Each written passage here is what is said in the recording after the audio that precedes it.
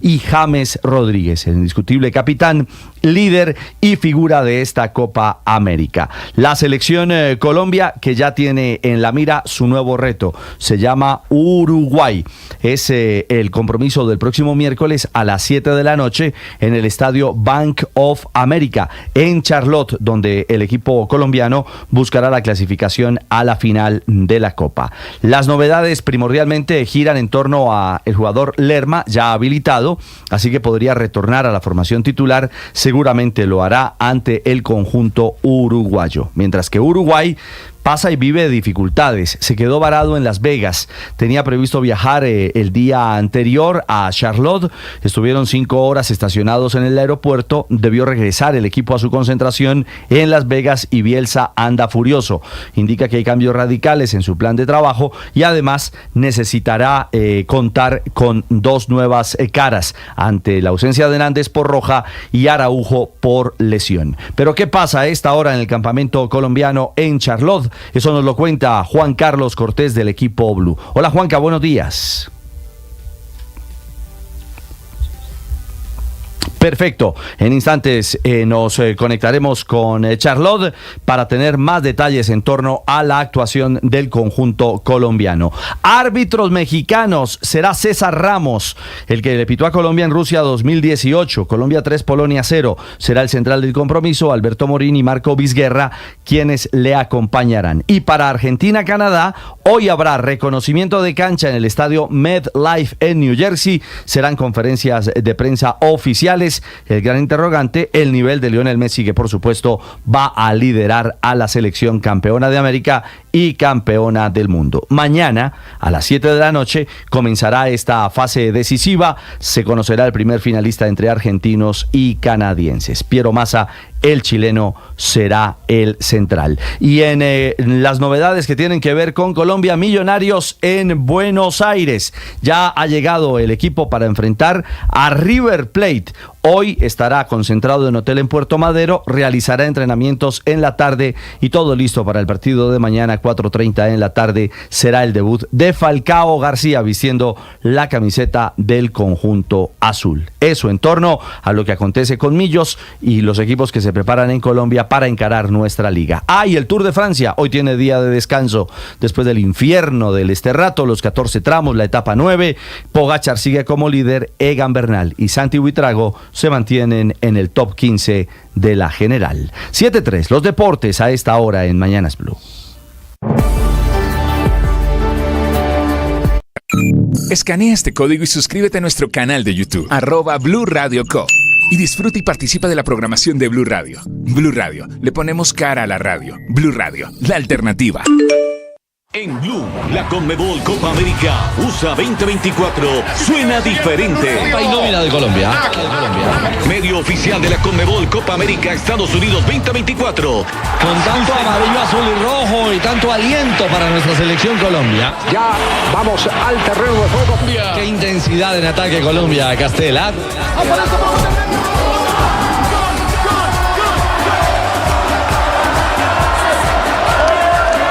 Disfruta de partidos y las últimas jugadas en Blue.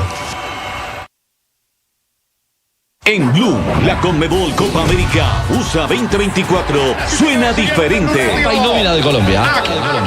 Medio oficial de la Conmebol Copa América Estados Unidos 2024. Con tanto amarillo, azul y rojo y tanto aliento para nuestra selección Colombia. Ya vamos al terreno de juego. Qué intensidad en ataque Colombia, Castela. Atención, hay una noticia urgente. Señoras y señores. Tendencia a nivel global. Bienvenida, mil gracias por estar con nosotros hoy aquí en Blue Radio. Usted enfermo por el fútbol y los compañeros de seminario en retiros. Rezando rosario y yo.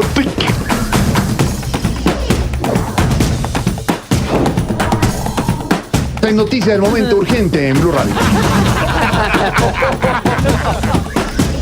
Blue, más que radio.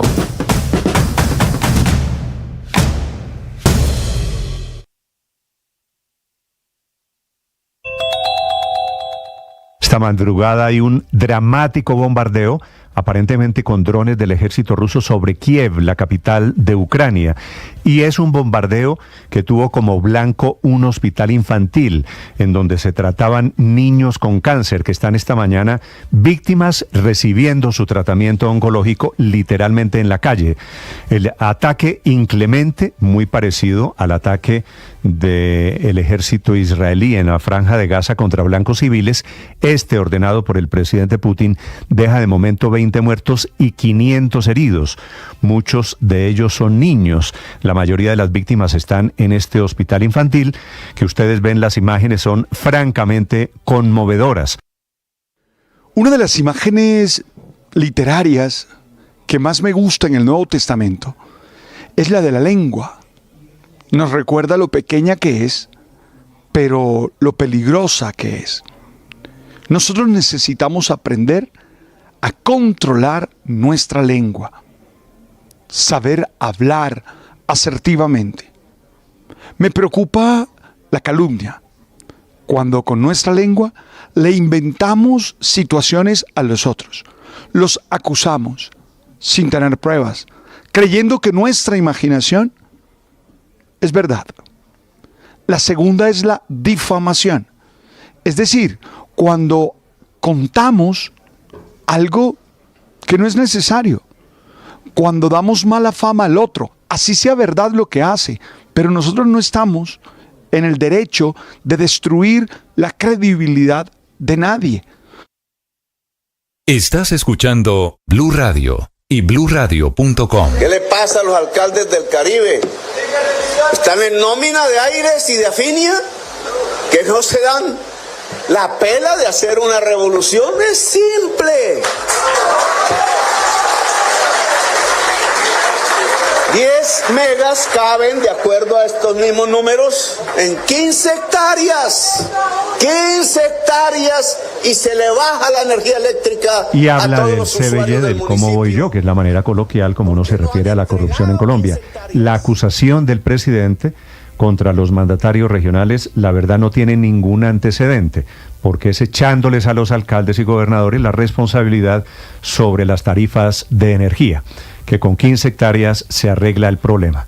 Lo dijo el presidente Petro en su casa, estaba en Sabana Larga, en el departamento del Atlántico. Señor gobernador del Atlántico, Eduardo Verano de la Rosa. Gobernador, buenos días. Muy buenos días, Néstor. Gobernador, le traslado la pregunta del presidente Petro. ¿Ustedes, los alcaldes, gobernadores, están en la nómina de empresas privadas? ¿Están en el CBY? ¿Me disculpa la pregunta? Bueno, evidentemente hay que entender el contexto de lo que estaba ocurriendo y el momento que estábamos viviendo. Se estaba inaugurando una 100 megavatios de energía solar y estaba el presidente tratando de motivar, es lo que el sentido que creo yo que tuvo él, a los gobernadores y a los alcaldes para que tratemos de hacer más proyectos de energía solar, dado la facilidad con la que se puede hacer. Según lo que nos estábamos dando cuenta ese día por la dimensión del proyecto que realmente hizo Isagen. Pero es que Isagen tiene pulmón, Isagen tiene dinero, Isagen tiene recursos. Además de eso tiene toda una experiencia y un conocimiento del tema y por eso pudo hacer el parque eólico que tuvimos la oportunidad de inaugurar ese día. Y realmente muy grande, muy importante, pero no es fácil hacer proyectos de energía solar si uno no tiene la infraestructura, si uno no tiene todo el conocimiento del caso. De aquí en adelante, que van a haber todas las facilidades, que vamos a tener una cultura totalmente diferente, orientada hacia la transición energética, eso es lo que queremos. Y distante nosotros de tener cercanía de ningún tipo con las empresas de energía eléctrica, que precisamente estamos tratando de que bajen la tarifa, y no solamente la tarifa, es que no es la tarifa, es la facturación, porque para poder llegar a fin y a aire, el gobierno anterior acordó con ellos que ellos podían facturarnos a nosotros los usuarios las pérdidas y que ellos no tenían la responsabilidad de bajar las pérdidas, sino que ellos sencillamente nos las facturaban a nosotros, a los usuarios. y eso es lo que ha disparado la facturación, y es con lo cual nosotros hemos estado en contra de que ese acuerdo siga vigente, porque realmente la facturación se ha subido casi un 40% fruto de los acuerdos que hubo con Afinia. Entonces, todo lo contrario, lo que nosotros estamos haciendo es que se tiene que bajar la facturación, no permitiendo que se nos cobren las pérdidas, que se nos cobren lo que no está haciendo en este momento Afinia y Aire, que es trabajar para disminuir las pérdidas y tratar de tener las ampliaciones. También nos están cobrando las ampliaciones por anticipado. Todo fue lo contra lo cual nosotros luchamos. Gobernador. O sea, todo lo contrario. Sí, a ver, dice el presidente Petro en el ataque, cuando les pregunta a ustedes sobre el tema de si están en la nómina o no, para omitir esa parte política de la andanada del presidente Petro, que una casa o una finca pueden hacer energía, pueden instalar plantas de energía solar, que eso lo pueden hacer cualquier persona y que lo pueden hacer los alcaldes. ¿Ustedes lo han hablado, gobernador? ¿Eso es así de fácil? Depende de la magnitud. Sí es cierto que se puede, ya en este momento... A ver, hay que entender el contexto. El contexto es que estamos inaugurando un parque de energía eólica. Habían casi 190,000 paneles solares instalados en más de 100 hectáreas. Estaban en ese momento, se podrían estar teniendo energía solar para 100 megavatios. Eso es realmente importante. Y lo que estaba diciendo la persona de Isagen, el doctor Marulanda, el Camilo Marulanda, es que ellos continuarían creciendo precisamente en esta tarea.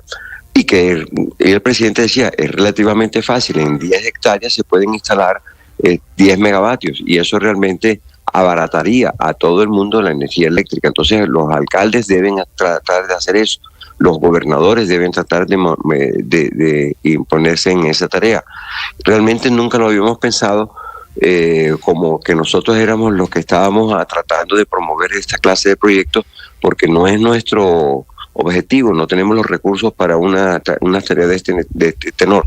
Lo que sí podemos entonces nosotros es promover para que el sector privado, para que mucha gente se meta en estos procesos, dada la facilidad con la que ahora se pueden instalar paneles solares. Usted estaba al lado del presidente Petro cuando él dice lo que dijo, ¿cierto? En algún momento, después del discurso, usted le dice, presidente, le hace algún reclamo por la sugerencia de que los alcaldes de la costa son corruptos.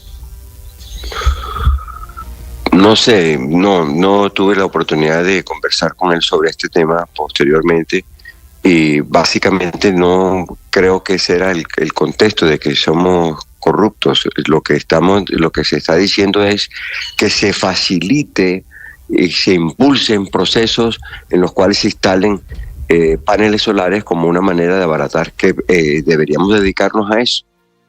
Básicamente... Sí, pero porque parecería que si no lo hacemos es porque estamos que estamos siendo pues sujetos estamos esperando que Afinia y que Aire hagan la tarea. Sí, pero gobernador, yo lo había, la verdad, la afirmación es distinta. Lo entendí como una acusación de que los gobernadores o los alcaldes de la costa, mejor, eran corruptos, de que podían estar en la nómina, porque habla de CBY. Cuando hablan de CBY, o cuando habla de que los alcaldes será que están en la nómina de Aire y de Afinia, es una directa acusación de posible corrupción, gobernador. Sí, pero es que eso es sobre la base de que eso pudiera ser cierto, cuando es todo lo contrario, es que los alcaldes, lo que estamos hace rato es luchando contra Afinia y contra Aire por la alta facturación que tenemos. Es que quienes han estado poniendo el dedo en la llaga a Afinia y Aire para que realmente disminuyan los costos de la facturación, no solamente es la tarifa, es la facturación, porque ellos no están haciendo la tarea principal, que es disminuir pérdidas. Y esas pérdidas, entonces, ¿por qué? Porque acordaron con el gobierno nacional que se las facturan directamente al usuario. Entonces ahora nosotros estamos no solamente pagando la facturación, la tarifa, la energía, sino que también estamos pagando las pérdidas, o sea, lo que no hace Afinia y Aire, es todo lo contrario. Lo que estamos es prácticamente en permanente lucha contra Afinia y contra Aire para evitar que se nos facture como se está facturando en este momento, que realmente es oneroso y en contra de los intereses de la región Caribe, porque salimos de la competitividad, no somos competitivos si nos facturan todo lo que nos facturan en este momento Afinia y Aire. Sí, gobernador, el presidente Gustavo Petro, cuando hace su explicación después del regaño de las acusaciones a los alcaldes, dice que 10 megas caben en 15 hectáreas, planteando en la solución a los problemas de las tarifas. ¿El problema de precios, de tarifas, se resuelve con 15 hectáreas, gobernador? Es que lo que él está tratando de decir, hay facilidades en este momento, dadas las condiciones técnicas de la energía solar, para que se puedan promover pequeños proyectos y realmente no depender de una empresa como Afinia y Aire para el suministro de energía. Eso lo puede hacer uno en cada uno en su proporción. Por ejemplo, escuelas, hospitales que puedan tener, nosotros que somos los dueños de escuelas y hospitales, podríamos tratar que en cada una de nuestras escuelas y hospitales haya paneles solares para disminuir los costos de energía. Y realmente sí se puede hacer. Pero gobernador, al final la crítica del presidente era esa, que él les había pedido a los mandatarios regionales hace 5 o 6 meses que habilitaran 10 o 15 hectáreas y que se presenta esta nueva reunión y él dice así, golpea sobre la mesa, no me han traído nada. ¿Por qué, gobernador? ¿Por qué de pronto ustedes no siguieron ese llamado que hace unos meses les hizo el presidente? O si esto es muy difícil, habilitar 10 o 15 hectáreas para montar proyectos solares. Bueno, es que cada cual tiene que estar en lo que está. Yo realmente a nosotros lo que estamos tratando es de llegar a unos acuerdos con las empresas de energía para tratar de disminuir los costos de facturación. Si a nosotros no se nos facturan las pérdidas, la energía baja ostensiblemente, y obviamente que promoveremos cada uno en su región, cada uno en sus procesos, la utilización de energía solar para disminuir los costos de facturación y los costos de los gastos. Eso es factible. Ahora, que no hayamos hecho parques solares, ayer si es que lo está haciendo el sector privado, lo está haciendo de una manera descomunal. Nada más aquí en el Atlántico vamos a tener los parques de energía eólica de Enel y todos los de Isagen. Vamos a tener, yo creo que vamos a llegar muy rápidamente a 800 megavatios. O sea que si la energía solar sí se está utilizando acá en nuestro departamento. Sí, gobernador, pero para finalizar quiero preguntarle esto. ¿Esa producción de energía solar sería suficiente para que bajara el precio de la factura de luz a cerca de 10 millones de personas que habitan en la costa Caribe? ¿O eso requiere un apoyo decidido del gobierno, de la CREC, del Ministerio de Minas y Energía? ¿Qué tanto pesaría que hubiera más proyectos de energía solar en la costa en la disminución del precio del recibo de luz? Es que lo va a ver porque ya hay un interés en hacerlo. Y ya nosotros tendríamos que promoverlo en la utilización en nuestros espacios. No es de la noche a la mañana. Realmente tienes que meterte en el proceso de instalar nuevos procesos de energía solar. Yo lo entiendo, pero ¿está medido cuánto bajaría la luz si se instalan más paneles solares? Bueno, se te baja ostensiblemente porque no tienes que pagarla en este momento como nos estamos cobrando el kilovatio. Yo creo que ese es el gran reto.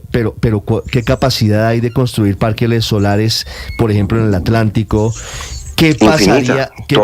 Tantas como hectáreas. Claro, ¿qué pasaría en las noches, por ejemplo? Porque la energía solar tiene un pequeñísimo problema y es que solamente está habilitada durante el día.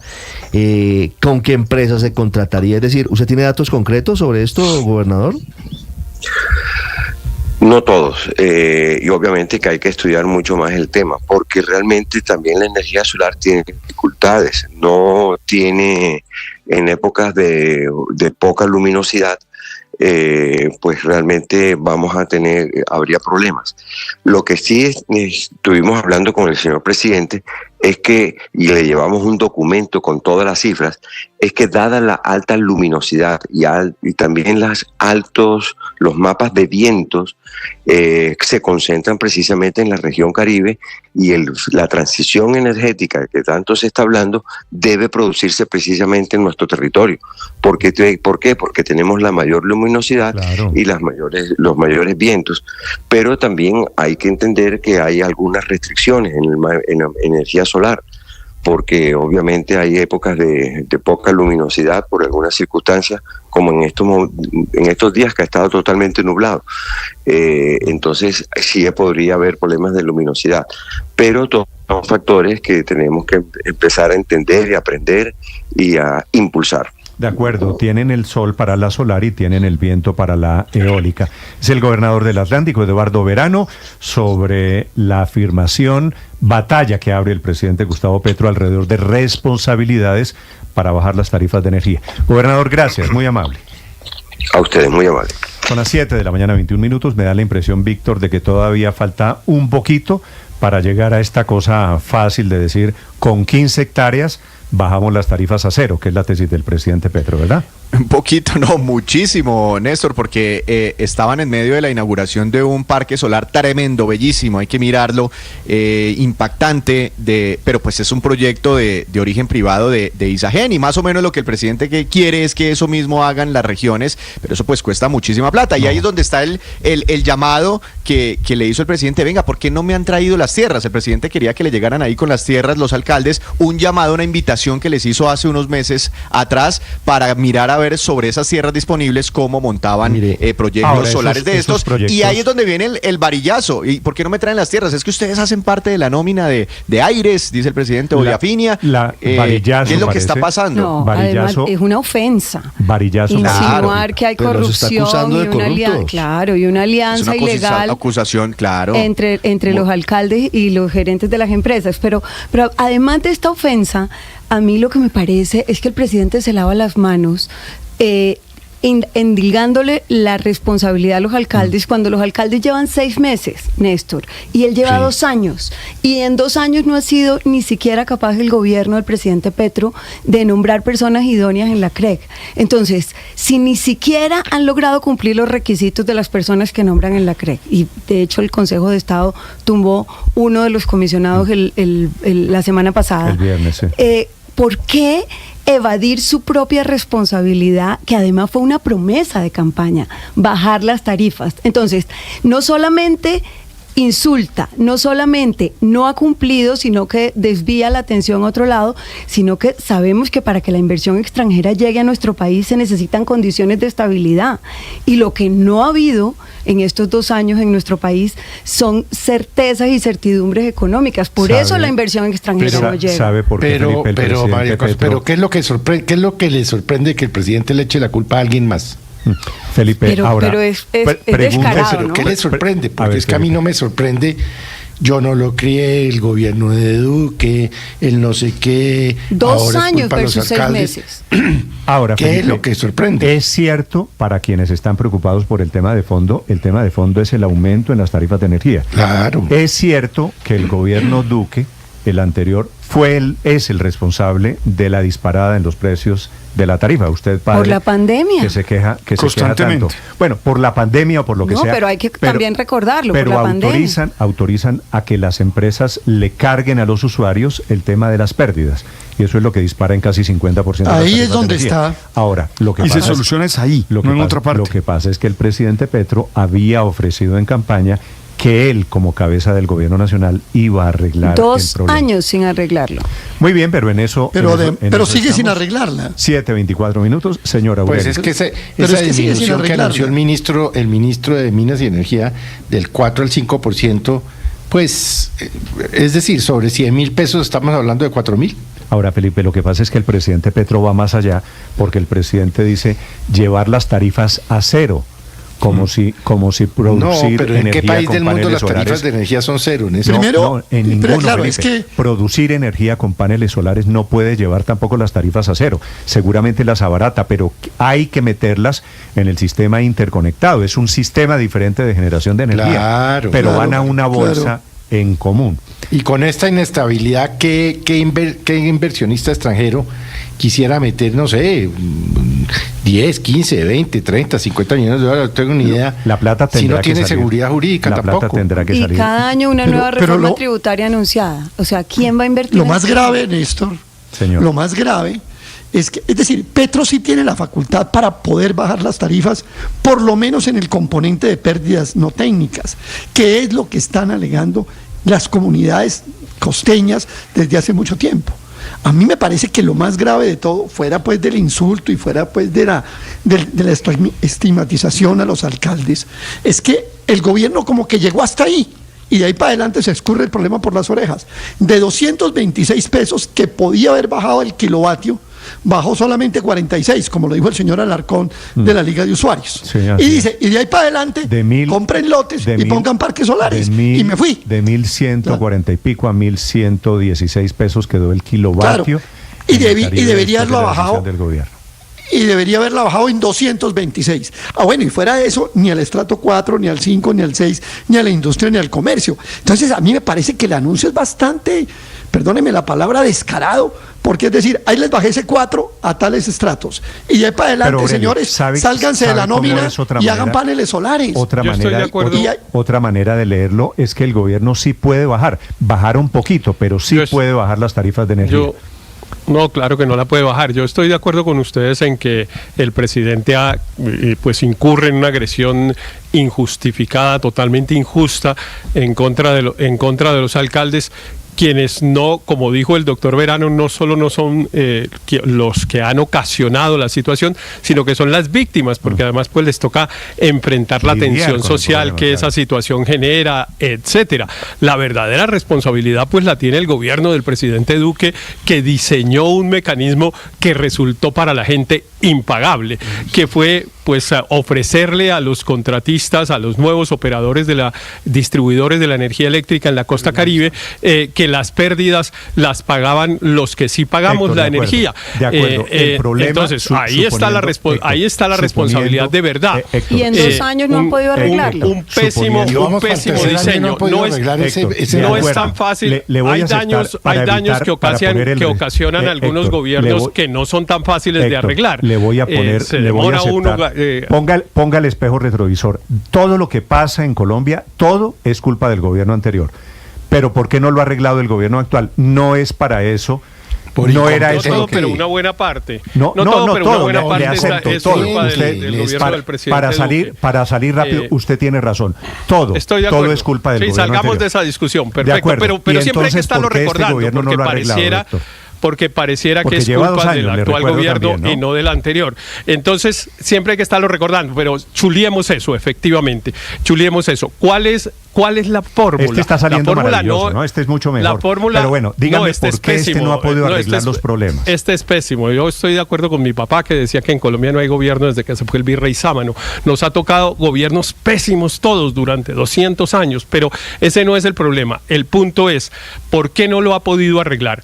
Porque no es tan fácil de arreglarlo. Primero, no es una reglamentación del gobierno ni nada por el estilo. Es una ley de la República donde se incorporó ese acuerdo. El Plan Nacional de Desarrollo incorporó ese acuerdo que después se trasladó a los contratos. Hay unos contratos firmados donde está ese compromiso. Entonces usted incumpliría un contrato. Aquí los que están llamando a la inversión extranjera y a la seguridad jurídica y todo eso, pues si hay seguridad jurídica es garantizarle a los señores de Afinia y Eri. ¿Y dónde está la ley? ¿Dónde está la ley que modifica que le sigan pagando eso? No, pero es que está en un contrato. Por eso, pero si quieren, contrato hay que cumplirlo. Si quieren arreglar, si el tema es legal, a través del plan de desarrollo, que es una ley de la República, lo hubieran podido arreglar. No lo arreglaron. Le insisto que está trasladado a los contratos. Primero se incorporó en una ley y después, con la autorización de la ley, se trasladó a los contratos. Entonces, oyendo los llamados de darle certeza jurídica a la inversión extranjera y etcétera, pues es mantener el contrato. Está en la teoría de que el gobierno no tiene nada que ver. El asunto es más complejo. No, el asunto no es tan fácil. Los leo, Néstor, para que el plan de desarrollo que menciona esté en Héctor, la costa o no esté en la costa, porque el tema de las tarifas creo que nos toca a todos. Altísimas plan de desarrollo, de energía, no solamente en el Caribe, señor Aurelio. Sí, el plan de desarrollo que menciona Héctor, se le olvida a Héctor que ese artículo del plan de desarrollo de Duque, que se trasladó al plan de desarrollo de Petro, tiene un parágrafo, Héctor. Bájese del artículo y mire el parágrafo. El parágrafo dice, el gobierno nacional podrá disponer de recursos, incluso de regalías, para cubrir esa opción tarifaria. ¿Qué pasó? Petro recurrió a unos créditos de Findeter, etcétera, con ese propósito de 2,8 billones y se necesitan 7. Y por eso el recorte es un recorte, pues como dijo el señor Alarcón de la Liga de Usuarios, un pañito de agua tibia, una aspirina para un cáncer, agregaría yo. Léase el parágrafo, Héctor, léaselo. El contrato se le puede cumplir siempre y cuando el gobierno saque plata de regalías y de recursos para subsanar ese vacío que se creó. Y el gobierno de Petro, en vez de sacar 7, sacó 2,8. Estamos hablando de dos cosas distintas, Aurelio. Estamos hablando de dos cosas distintas. El contrato. Yo no, estaba Héctor, hablando, usted puede cumplir pero el contrato. déjeme decirle para ver si de pronto le parece razonable lo que voy a decir. Es que estamos hablando de dos cosas distintas. Yo estaba hablando de la obligación que tenemos los usuarios que sí pagamos por el servicio de energía, de pagarles a aquellos que la reciben pirateada y que no la pagan. Ese es el roto más grande. El tema de la opción tarifaria al que usted se refiere, pues el gobierno ya hizo uso del parágrafo del que usted habla, que es decir, bueno, entonces esto lo pago yo. Recordémosle a los oyentes que la opción tarifaria es una deuda que quedó durante la pandemia, es una deuda que quedó durante una deuda que quedó durante la pandemia, que la gente dijo, no, y yo no estoy criticándole eso para nada, a mí me parece maravilloso. Ninguna de las medidas que se tomaron durante la pandemia yo las critico, porque creo que todas eran necesarias, y que las que hayan salido mal, pues podían salir mal porque nadie sabía cómo enfrentar semejante emergencia. Nunca he criticado ninguna de esas. Quedamos con una deuda de 7 billones de pesos, como dice Aurelio, que hay que pagar. Entonces la gente no la puede pagar, si además le ponen a pagar la energía que consume el vecino que no paga. Esos son los dos problemas verdaderos de la energía en el Caribe, y ambos se resuelven con una cosa que se llama plata. El gobierno del presidente Petro ya dijo, bueno, yo pago nosotros con los impuestos que pagamos una parte, que es la opción tarifaria a la que se refiere Aurelio. De la otra, en cambio, ha sido imposible avanzar, porque no se ha logrado saber de dónde puede salir la plata de las personas que reciben la energía y no la pagan. Pero entonces, la pregunta es, las empresas de energía, ¿por qué no son más diligentes para cobrarles a aquellas personas que reciben el servicio sin pagarlo? Ahí está el verdadero problema. La teoría del presidente es que con energía solar se soluciona el problema y se baja enseguida la tarifa.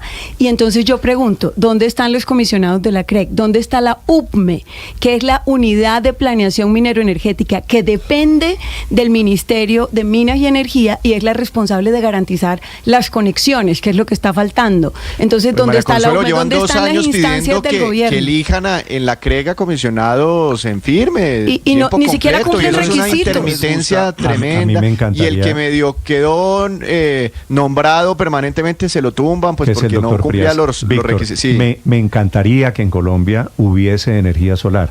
Me encantaría que desarrolláramos, pero en serio, el tema de los parques de energía solar. Pero que eso fue lo que hizo el presidente allá en la costa. Claro, Isagen, pero no es una empresa del Estado colombiano. No, Isagen no es del Estado. No es a punta. No. Isagen, pero por Isagen favor. Es privada. Isagen es privada. Perdón. No, sí, Isagen es privada. Ahora es canadiense. La que hizo la inauguración de este parque solar es Isagen, que desde hace rato ya es 100% Generación. privada. Son las 7 de la mañana, más de 4 minutos. El tema de la energía solar, mi error. ISA es lo que pasa, Luis Ernesto, es que la instalación no es simplemente consiguiendo 15 hectáreas, que es lo que sugiere el presidente Petro. ¿Por qué no me traen las hectáreas? Y la falta de 15 hectáreas, como si ese fuera la solución, arregla el problema de energía solar. Creo que se necesita un paso gigante después de conseguir tierra, para traer los paneles de energía solar, para ponerlos a funcionar Néstor, de manera, pero hay algo que no podemos, realmente masiva. yo sé que hay muchos factores que explican las absurdas tarifas en la costa, pero yo quiero que todos nos pongamos en mente qué implicaría si en Bogotá, por ejemplo, donde también hay piratería, es que piratería de servicios públicos no existe solo en la costa, pero imagínese que en Bogotá dijera el acueducto, mire, ¿sabe qué? Todas las pérdidas técnicas, en vez de montar una gerencia para pérdidas técnicas, que fue lo que se hizo, para ver quién está pirateando el servicio, por dónde se está conectando, dónde se pierde el agua, ¿sabe qué? Eso que lo paguen los que sí pagan. Pues esa es la fórmula muy fácil para que el acueducto no tenga pérdidas económicas, pero para que absolutamente todos los usuarios terminemos con tarifas mucho más altas. Entonces, realmente ahí se creó un monstruo vía ley, después vía contratos, que no es tan fácil de desmontar. Y bueno, ya se creó, las condiciones eran muy adversas, era la pandemia, pero ese monstruo tiene que subsanarse, porque si eso sigue así, pues no hay plata que alcance. Todos somos conscientes que el recaudo está caído, que la economía va desacelerada. Entonces, a Aurelio le parece poca cosa 2 billones de pesos de subsidio, pues es que 2 billones de pesos le parecían muchísimo cuando era para el SOAT, pero es que es una cantidad de dinero en subsidios a la tarifa. Entonces, imagínese 8 billones de pesos, pues peor. Es que lo ideal es que sea sostenible, y eso sin desbaratar el monstruo que se creó en el gobierno pasado va a ser imposible. 7:36 a.m. ¿Cuánto vale un kilovatio de energía solar? ¿Cuánto vale montarlo, Víctor, más o menos? Uy, no, Néstor, ahí me puedo estar corchando, pero son proyectos que pueden... $1,000 vale montar un kilovatio de energía pero estos solar. proyectos, estas granjas solares pueden fácilmente llegar al $1 billón de inversiones. Entonces, claro, el alcalde puede llegar con las hectáreas, listo, aquí están las 10, 15 hectáreas y bueno, y el $1 billón o los 100 o 200 millones de dólares, ¿quién los pone, no? ¿Quién los pone? Si el sector privado o el gobierno nacional, digamos, solo con tener la tierra no es suficiente para montarlo, ¿no? Y además las licencias ambientales y toda esa cantidad de cosas. Exacto. Recordemos lo de Enel recientemente en La Guajira, que renunciaron al proyecto porque no tenían las garantías. María Consuelo, me dicen un par de oyentes, o varios oyentes, Felipe, lo siguiente, leo un mensaje, pero de estos tengo varios en este sentido. Los barranquilleros y los costeños sabemos lo que el presidente dijo, que ellos, los alcaldes, están en la nómina de Aire y Afinia, que son corruptos muchos de ellos. Esto quiere decir, Felipe, el discurso del presidente de que hay unos alcaldes corruptos que están en la nómina de Aire y de Afinia termina claro. ¿Y cuáles son termina las pruebas? calando, porque siempre hablar mal de otro y echarle la culpa a otro es la estrategia del presidente Petro, y es lo más fácil, porque no es para decir él, en 2 años no he nombrado a los comisionados, en 2 años la UME no responde, los ministros de Minas no responden, sino los que llevan 6 meses, miren, a eso sí les voy a caer. Miren esto, ¿cuántas granjas solares se hubieran podido construir con la plata que se robaron en la unidad de gestión del riesgo? Por andar resistiendo al presidente Petro, no nos vayamos a poner a resistir ahora a los proyectos de energía solar, porque este país los necesita, y son Héctor, fáciles, como dice el presidente solar, Petro. Para que lo tenga claro, bienvenidos cuando sean en serio y trabajando, no a punta de regaños a los alcaldes, porque es el gobierno nacional, ojalá eficiente, el que tiene que sacarlos adelante. No generando un problema, Néstor, de orden público, porque es que esto se traduce, fíjese que para este mes hay previstas varias manifestaciones en regiones, en la costa particularmente, protestando contra Aire y contra Afinia. Ya ha habido escenarios donde han quemado instalaciones de Aire y Afinia. Esto genera, por otro lado, un problema de orden público, porque la gente se cree el cuento y efectivamente cree que los mandatarios están en la nómina de Aire y Afinia. Ramiro Castilla es el gerente de Aire, que es la empresa prestadora del servicio de energía, la distribuidora de la energía en parte del Caribe. Doctor Castilla, buenos días. Muy buenos días, Néstor, para ti, para todo el equipo de trabajo y los oyentes que nos acompañan en estos momentos. Doctor Castilla, en la nómina de Aire, ¿ustedes tienen algún alcalde, algún gobernador? No, señor, no existen funcionarios públicos en la nómina de Aire. En la nómina de Aire hay un equipo de trabajo comprometido con mejorar la prestación del servicio de energía, con llevarla a cada uno de los rincones de los departamentos del Atlántico, Magdalena y La Guajira, y hacer viable la prestación del servicio y cambiar tantos años de historias negativas con relación a la prestación del servicio. Doctor Castilla, ¿por qué no bajan las tarifas de energía, no de una manera considerable en el Caribe? Néstor, son muchos los aspectos, como bien lo mencionaban ahorita. Creo que lo que se ha dado es el primer paso en la búsqueda de esa reducción tarifaria. Aire es de las empresas más interesadas en que en la región se ofrezca la energía a un costo accesible, pagable por las comunidades, y creo que lo que nos queda es un camino por recorrer en el que se concreten medidas regulatorias en torno a cómo se va a asumir la opción tarifaria, en cómo se van a regular algunos costos que generan incertidumbre, volatilidad, y que se reúnan también la voluntad de todos los actores de la cadena en torno a plantear unas soluciones sostenibles a lo largo del tiempo, de manera tal de que las compañías podamos contar con la cantidad de energía que se necesita para la región y que se nos ofrezca a unos costos socialmente responsables con todas las necesidades que se tienen en los departamentos de la región Caribe, siendo de las más necesitadas, y por eso hemos siempre estado prestos, atentos y participativos en torno a que se concreten ese tipo de medidas de manera tal de que se lleve un servicio viable y equitativo para la región más necesitada del país. Sí, el sábado, curiosamente, después de esa arremetida del presidente contra los alcaldes de la costa Caribe, el Ministerio de Minas y Energía expidió una resolución y dio a conocer varias medidas, entre ellas la disminución de los precios de la luz desde el próximo 15 de julio por parte de Aire y por parte de Afinia. Explíqueles a los usuarios, por favor, señor Castilla, cómo va a funcionar esto para los usuarios de Aire. Para nuestros usuarios, a partir del 15 de julio va a haber una reducción del orden del 4%. Eso representa cerca de 49 pesos menos por kilovatio para todos los usuarios de todos los sectores y residencial, comercial, que estén en el mercado regulado. A partir de la facturación que se emita después de esta fecha, los usuarios van a ver inmediatamente la aplicación de esta nueva tarifa. Nosotros hemos participado y hemos trabajado de la mano con el gobierno en los acuerdos, y como parte de esos acuerdos con el Ministerio y el Gobierno Nacional se aplica esta primera reducción. Sí. Que, como decía ahorita, es el primer paso. Esperamos que se concreten unas medidas regulatorias en camino y que sean fructíferas las negociaciones con los demás actores de la cadena. Sí, hagamos cuentas, porque en cualquier caso es importante cualquier reducción, pero si el recibo de luz para un habitante de Barranquilla llega por 1 millón de pesos, ¿cuál sería la reducción práctica en el recibo? Si estamos hablando de 1 millón de pesos en energía, estamos hablando de cerca de 800 kilovatios hora mes, y esos 800 kilovatios hora mes multiplicado por los 49 pesos te da una reducción cercana a los 40.000 pesos en el recibo. Bueno, funcionan. En medio de todo es un alivio, así sea, pues no tan grande como quisieran los usuarios, al bolsillo de los habitantes de Barranquilla y de la costa Caribe. ¿Y qué va a pasar con esos recursos? ¿De dónde salen? Porque al final esa reducción tiene unos efectos en cartera y unos efectos financieros para Aire. ¿Qué va a pasar con ese dinero que empiezan a dejar de percibir desde el 15 de julio? Esta reducción es producto del ajuste en los costos de algunos de los componentes de la tarifa, y no representa que se va a generar algún tipo de deuda de parte de los usuarios o que va a representar un menor ingreso comparado con los gastos que tengan las compañías. Simplemente se están empezando a ajustar algunos aspectos tarifarios, pero como te decía, necesitamos seguir avanzando con acciones. También somos de los más interesados y de la necesidad de que hayan unas disminuciones más representativas, significativas, para que los usuarios las puedan percibir en el menor tiempo posible.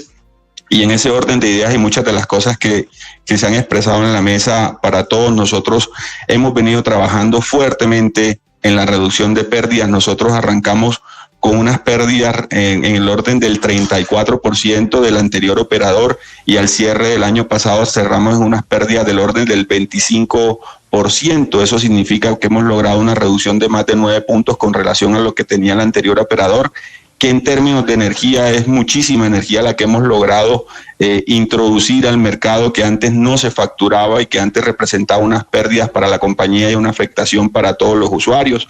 Cada día emprendemos acciones desde el punto de vista administrativo, legal, contra quienes defraudan el servicio de energía. A través de la prensa hacemos la publicación de los casos más significativos. Somos de los más interesados en el desarrollo de comunidades energéticas, entendiendo que serán parte de la solución, y es por eso que en los departamentos de Atlántico, Magdalena y Guajira son de los departamentos donde más proyectos se han inscrito trabajamos con los líderes para la presentación y participación activa en el desarrollo de comunidades energéticas, trabajamos con los municipios, con las autoridades municipales para que puedan aprovechar los beneficios asociados a la transición energética de todo el tema de comunidades. Mi pregunta va sobre eso, y la idea que tiene el presidente Petro, y por eso pues el jalón de orejas a los alcaldes, es que le presenten unos terrenos de 10 o 15 hectáreas para montar proyectos solares ahí. Esa energía, ¿cómo, desde ese proyecto solar, si se pudiera montar, cómo llegaría al usuario final? ¿Tendría que pasar por ustedes? Porque es que el presidente inclusive dice que eso podría bajar la tarifa al 0% o a 0 pesos.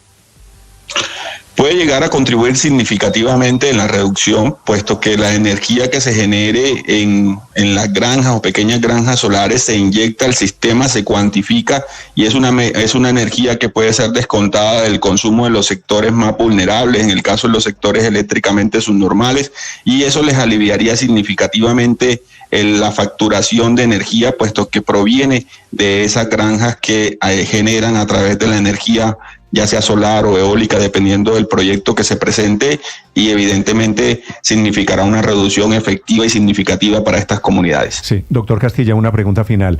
¿La responsabilidad de las tarifas altas es culpa de ustedes, los distribuidores, Afinia o Aire, o es culpa de los generadores?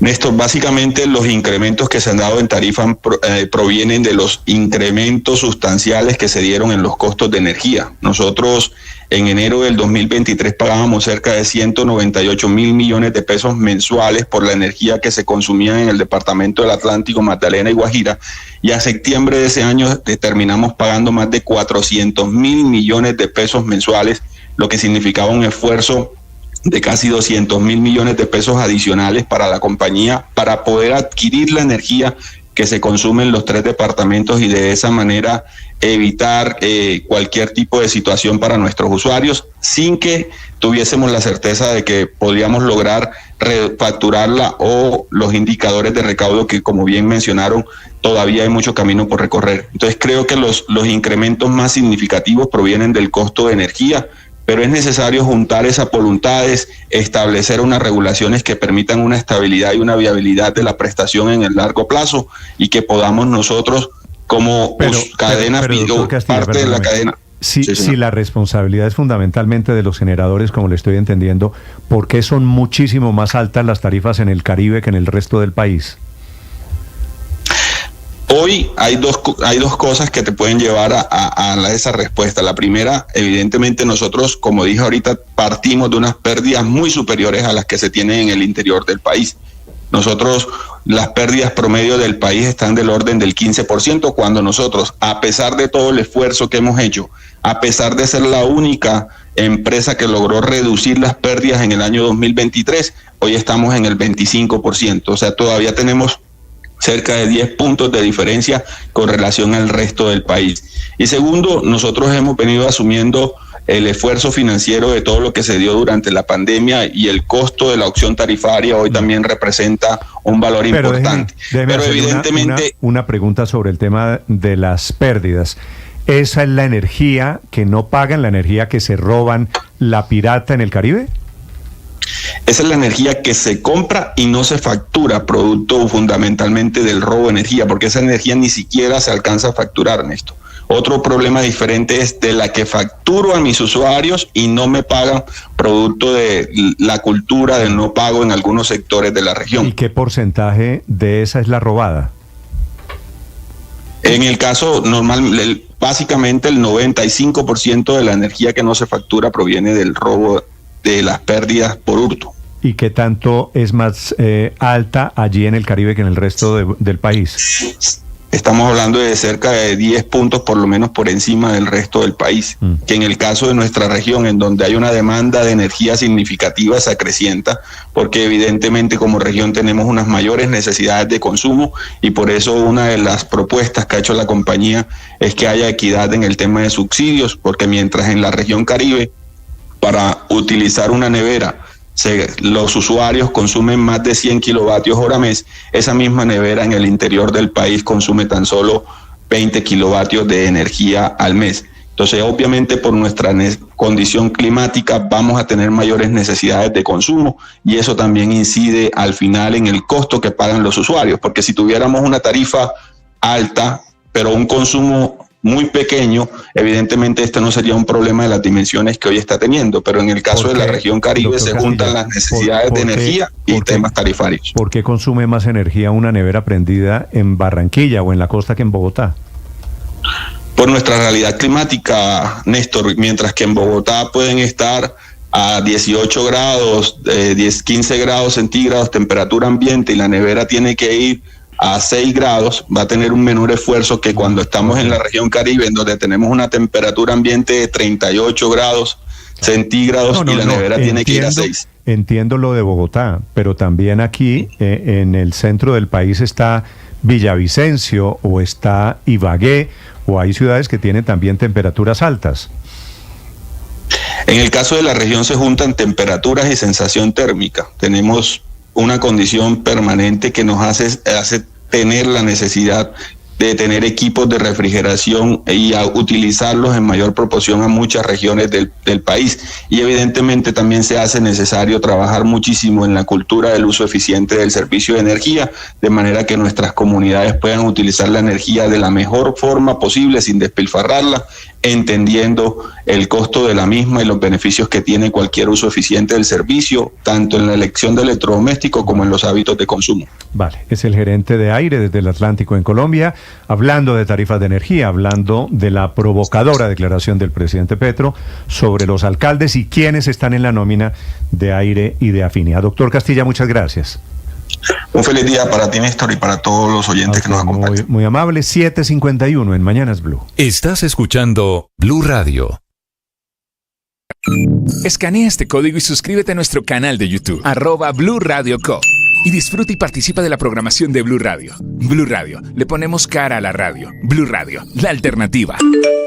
En Blue, la Conmebol Copa América USA 2024 suena diferente. Hay nómina de Colombia. Medio oficial de la Conmebol Copa América Estados Unidos 2024. Con tanto amarillo, azul y rojo y tanto aliento para nuestra selección Colombia. Ya vamos al terreno de juego. Qué intensidad en ataque Colombia, Castela.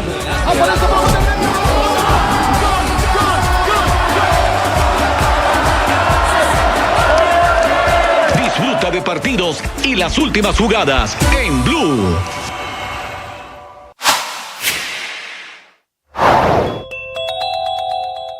Elecciones del resultado sorpresivo acaba de presentar su dimisión en el Palacio del Elíseo.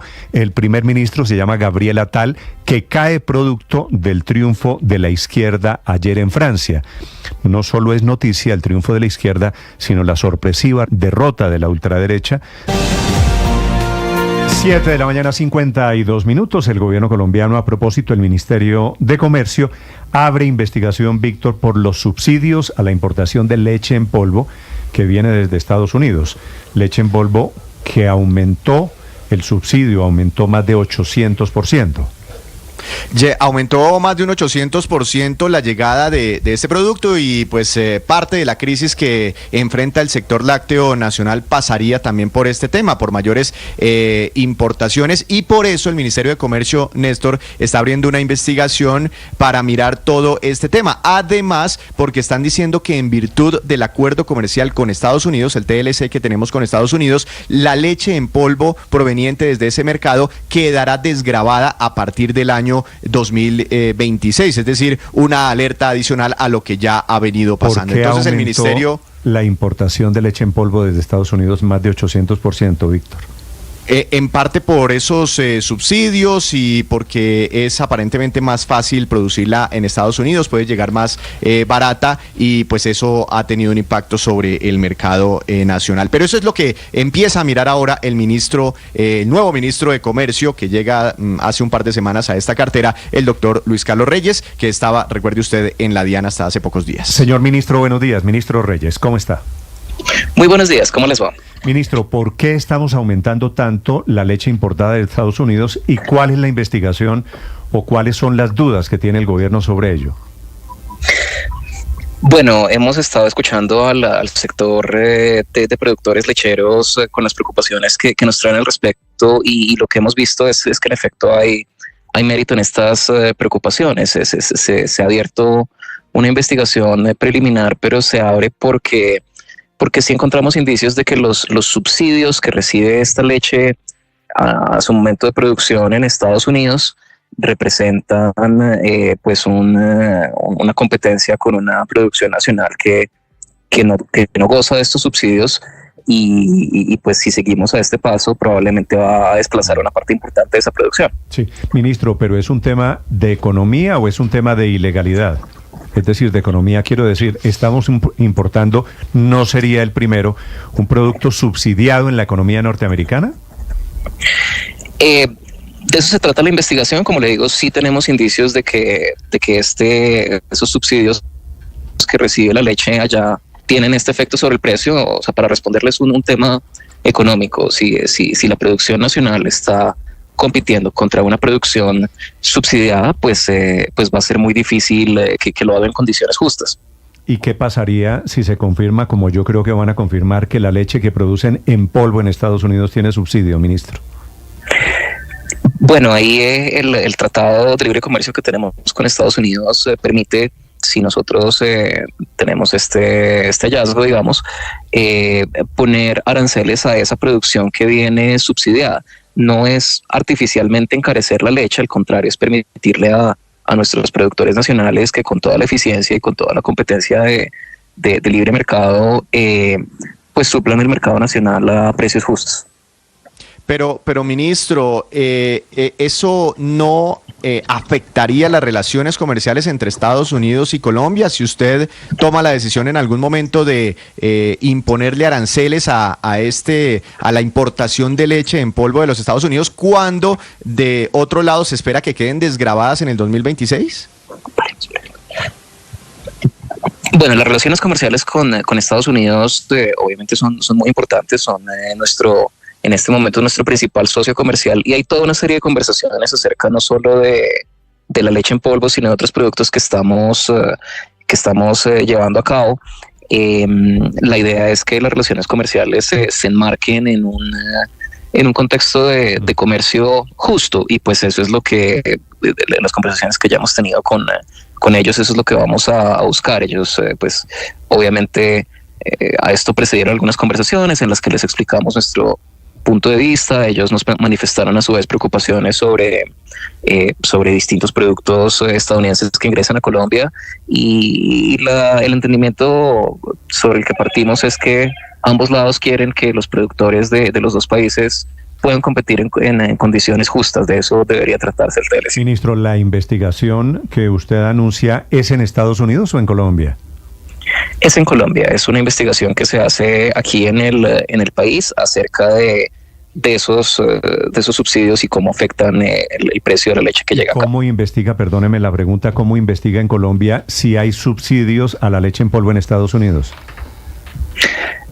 Bueno, esto precisamente por lo que eso son prácticas perfectamente legales, son cosas que se pueden documentar observando las mismas políticas que ha implementado el gobierno estadounidense. Lo que se hace es un análisis económico de si eso está teniendo un efecto sobre los precios nacionales, qué tanto, y en últimas qué medidas se pueden tomar al respecto. Y al final de eso, ministro, la conclusión es, para quienes hoy compran relativamente barata la leche importada de Estados Unidos, encarecer la leche de Estados Unidos, ¿a cambio de qué? ¿Qué ganamos con eso? Bueno, yo creo que todos hemos estado viendo esas imágenes de productores nacionales de leche que están botando la leche por el desagüe porque no hay quien les compre una leche producida pues como siempre se ha producido en el país. Hemos visto que los precios de la leche en general están bajando, entonces es un ambiente en el cual pensamos que cuidar esa producción nacional, entre otras, por un tema de soberanía nacional, de soberanía alimentaria. Un país que puede producir leche no puede matar su industria lechera y puede producir leche a unos precios competitivos para el consumidor. Sí, ministro, ¿y con qué otros productos están pensando o que podría pasar lo mismo fuera de la leche? Bueno, en este momento estamos escuchando a los productores nacionales. En este momento ese proceso de escucha nos ha llevado a abrir esta investigación. Pues invitamos a los productores nacionales que tengan preocupaciones parecidas a contactarnos y a saber que siempre estamos dispuestos a escucharlos en el marco de tener unas relaciones comerciales justas. Tampoco se trata de hacer nada arbitrario con nuestros aliados comerciales, pero sí de buscar justicia en esas relaciones. Pero ministro, teniendo en cuenta que llegan tantos productos de Estados Unidos subsidiados en Estados Unidos, qué sé yo, por ejemplo, la papa, o por ejemplo el acero, o por ejemplo el pollo, los cuartos traseros, etcétera, etcétera, etcétera, una larguísima lista de productos subsidiados. Esto significaría demandar el TLC, darle una vuelta al TLC que hay con Estados Unidos. Bueno, a ver, cada uno de esos mercados tiene que analizarse de manera individual. De hecho, por eso se hace el anuncio de que se está haciendo un análisis. Entonces, en este momento estamos en ese tema, pero pues el comercio entre los países siempre incluye muchos productos y los tratados de libre comercio se firman con ese entendido de que siempre va a haber